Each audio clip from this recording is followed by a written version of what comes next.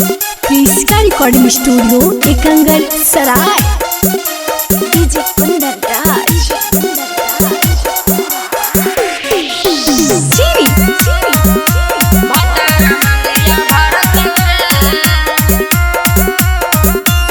Presented by Kriska films.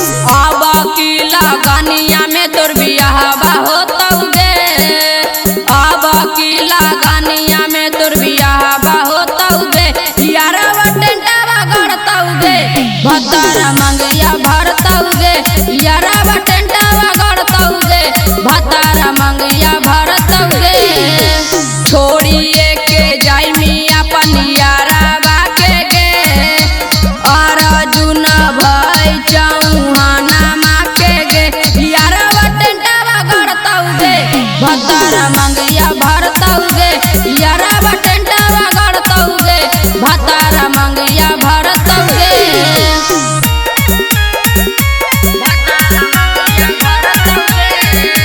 DJ Kundan राज भतारा मंगिया भरतौगे।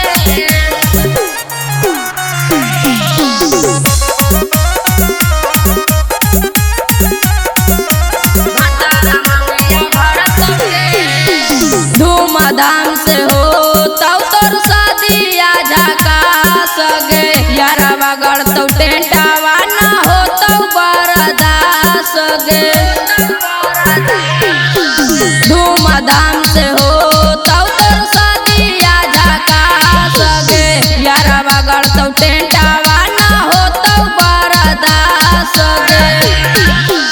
अब की लगानिया में तोर बियाह होतौगे, अब की लगानिया में तोर बियाह होतौगे, यारवा टेंटवा गड़तौगे, भतारा मंगिया भरतौगे, यारवा टेंटवा गड़तौगे, भतारा मंगिया भरतौगे।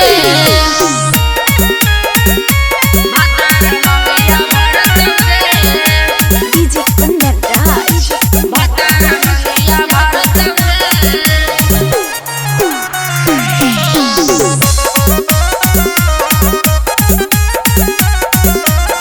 क्रिस्का रिकॉर्डिंग स्टूडियो एकंगल सराय। काले तोरा दुआरा पर आई तो बारात गे, छोड़िए के चल जाई मियारवा के साथ गे। काले तोरा दुआरा पर आई तो बारात गे, छोड़िए के चल जाई मियारवा के साथ गे।